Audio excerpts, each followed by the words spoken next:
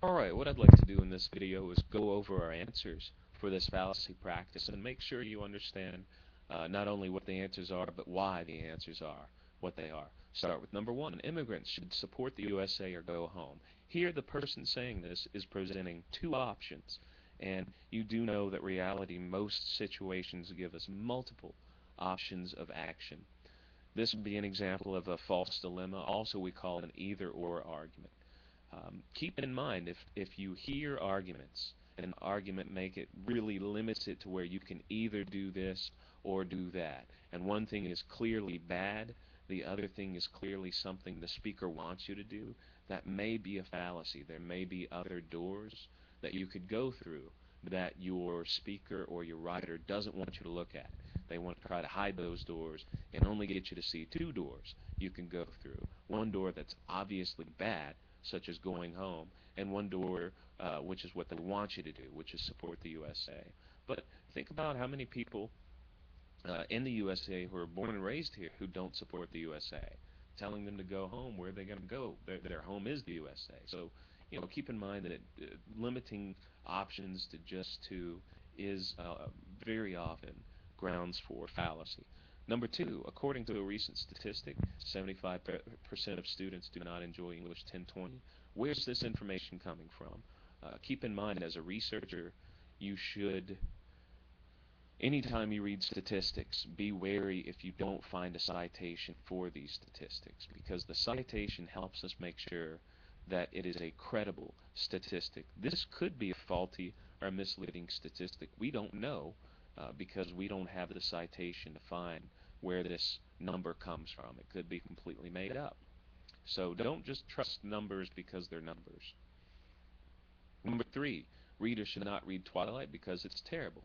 There are too many things to read that are great, so do not waste time on reading terrible things. All right, what we've done here is our speaker has, in the first part here, set up something to prove. The speaker here needs to prove that Twilight is terrible.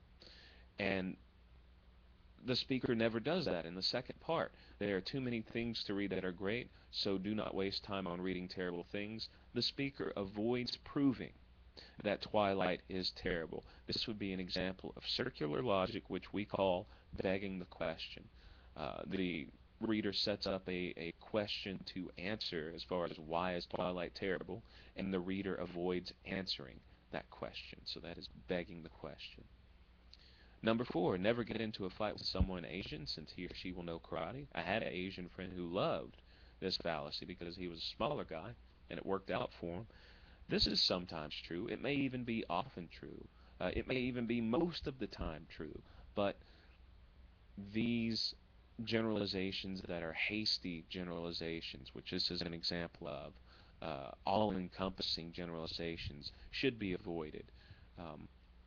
Keep in mind, one thing to watch is word choice. When we use word choice such as never and always, we really set ourselves up for someone easily contradicting our argument, because when you say never, when you say always, it only takes one example to prove wrong on that. So number four would be a hasty generalization. Number five, I deserve a raise because the company is doing well right now. Really, the only justifiable reason for someone deserving a raise would be because that individual has directly impacted the performance of the company. The company is doing better because of that individual. Well, what if you're someone that doesn't apply to? You may still want a raise, but what if your performance can't be proven to actually benefit the company? Instead, you may point at something kind of in the general vicinity and hope that your audience buys it. So here, the person, instead of pointing to their own performance, which would be justifiable for a raise, they point at the company's performance. Well, the company's doing well right now, so I deserve a raise. That would be red herring, rationalization. It's an excuse. Um, Number six, I do not go to parties because when I do, my girlfriend and I get into a fight. In number six, we have something happening first, going to parties, causing something to happen later on, the fight. Now, the party may be a part of this, There may be other factors involved that cause the fight. Maybe you go to the party and you drink, or maybe you flirt, or maybe you act like a jerk. Maybe there are other things going on, and it's not just the party causing the fight. What we have here is post hoc. The person saying that first this happens, and then this happens because of the first thing, or the second thing is an effect of the first thing. It could be partially true, but we shouldn't really believe that the party alone causes the fight. There's probably more going on here. Number seven, the United States has always fought communism. We have helped many countries overthrow their communistic governments.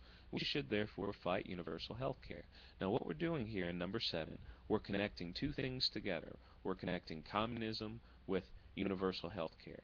Now, our writer in number seven may clearly see how communism and universal health care are connected. The problem is, most audiences would probably not see the connection right off the bat, just based on this statement between these two things. Number seven is an example of non sequitur. It does not follow. These two things don't automatically relate to each other. And we could fix number seven. I've seen it argued very well of students who have connected these two ideas together through more logical explanation. So keep in mind that non sequiturs are easily solved by just explaining what you mean a little more, as a speaker, as a writer, arguing how these two ideas are connected, proving it a little better for your audience. Number eight is pretty easy when we look at the word choice. This is a personal attack. Gun ownership should not be allowed because only ignorant rednecks want guns. Well, ignorant rednecks, that's not a nice word choice to use. It's hostile. It's a personal attack. What the person's done in number eight, instead of looking at valid reasons why gun ownership should not be allowed, they take the easy way out of just attacking the other side, attacking the individuals who don't agree with them. You'll see this a lot of times around the political seasons. It can work.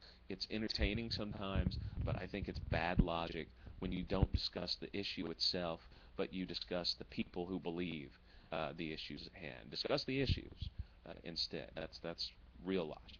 And our last example would be we have a comparison we're comparing colonial times with today.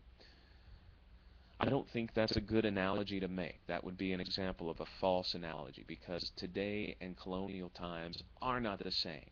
So saying that because we had guns in colonial times, we should have guns today, you're basically saying what happened in the past should still happen today. The past is completely different than today's life. So just comparing these two things together would be a false comparison, a false analogy. So hopefully this clarifies some of the fallacies a little more. Of course, if you have more questions, feel free to email me, review the other videos that are available, and good luck.